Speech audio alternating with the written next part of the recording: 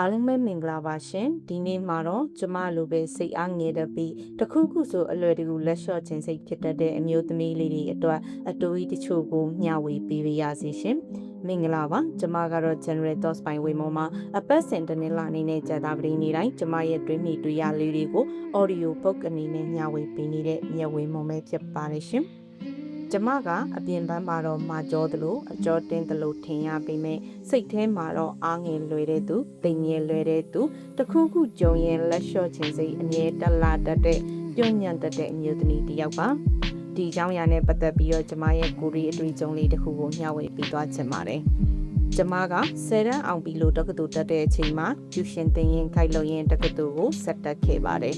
ဒုတိယနှစ်ရောက်တဲ့အချိန်မှာကျောင်းသားတော်တော်များများကိုလက်ခံမိလိုက်တာကြောင့်ကျောင်းတက်တဲ့နေ့တွေထပ်ဆက်တဲ့နေ့တွေကပိုများသွားခဲ့ပါတယ်။ပတ်စံလည်းဝင်လာတယ်ဆိုတော့မတိမသားလေးတော့ပါတက်လာခဲ့တဲ့ပေါ့လေ။ကျတနာကတော့ဒုတိယနှစ်ရဲ့ပထမနှစ်ဝက်ဆောင်ဝဲမှာစပါပြီ။ကျောင်းကိုမှန်မှန်မတက်စာကိုမှန်မှန်မလေ့လာကျူရှင်ကိုလည်းစိတ်ထဲမထားဘဲနဲ့လုပ်ခဲ့တဲ့ကျမစာစကြက်မယ်ဆိုတဲ့အချိန်မှတခုမှမသိတော့ပါဘူး။ဆံမွေးပွဲကတလလောက်ပဲကျန်တော့တဲ့အချိန်မှာတငယ်ချင်းတွေထံက notes တွေယူပြီးစာကြက်ဖို့ကြိုးစားခဲ့ပါတယ်။ဒါပေမဲ့စာရီကြည့်လိုက်တဲ့အချိန်မှာတော့ငိုခြင်းသလိုရဲခြင်းသလိုနဲ့စိတ်တွေလုံးဝတုန်လှုပ်ပြီးဘာမှမလုပ်တတ်တော့တဲ့အထိဖြစ်သွားခဲ့ပါတယ်။အဲ့ဒီအချိန်မှာကျမအမေကိုပြောလိုက်ပါတယ်ဒီဆံမွေးပွဲကိုမဖြေတော့ဘူးဖြေလဲဘာမှမသိလို့ကြာမှာပဲလို့အဲ့ဒီအချိန်မှာအမေကကျမကိုမေးခဲ့တဲ့စကားတစ်ခွန်းကဒီအထီတောင်ရောက်လာပြီးမှလက်လျှော့လိုက်တော့မလို့လားတဲ့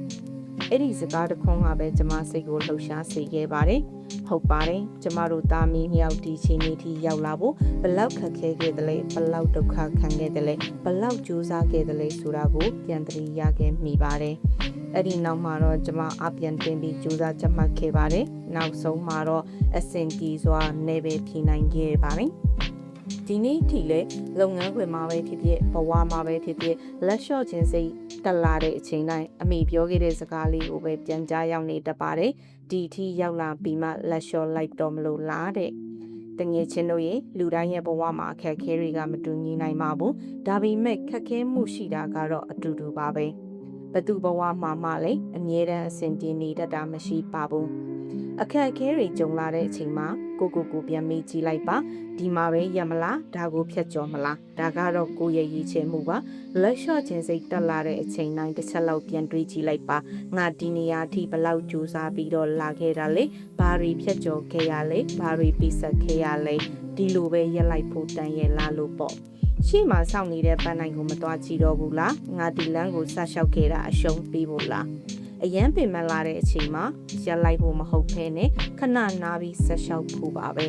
no one is perfect ပါ perfectionist ဖြစ်တာကိုမလိုက်ပါနဲ့ပန်းနိုင်ကိုပဲဒီဇိုင်းမမှတ်ကြည့်ပြီးတော့ရှောက်ပါတနေ့ပန်းနိုင်ရောက်သွားတဲ့အချိန်မှာရလာတဲ့အသီးပွင့်တွေကိုကျင်းနဲ့စွာခံစားပြီးခုကိုလက်ခုပ်တီးပြီးအားပေးလိုက်ပါဒီနေ့ကစပြီးအခက်ခဲတွေကြောင့်လက်လျှော့မဲ့အမျိုးသမီးတွေမဟုတ်ဘဲပန်းနိုင်ကိုမရောက်မချင်းဆက်ရှောင်းမဲ့အမျိုးသမီးလေးတွေဖြစ်ကြပါစေရှင်ချစ်တဲ့အမွန်အားလုံးပဲကျမပျော်ရွှင်တဲ့နေ့ရက်ကလေးကိုပိုင်ဆိုင်နိုင်ကြပါစေရှင်အပတ်စဉ် audio book လေးတွေကိုနားဆင်နိုင်ဖို့လဲ channel လေးကို subscribe လုပ်သွားပေးပါအောင်နော်ကျေးဇူးများကြီးတင်ပါတယ်ရှင်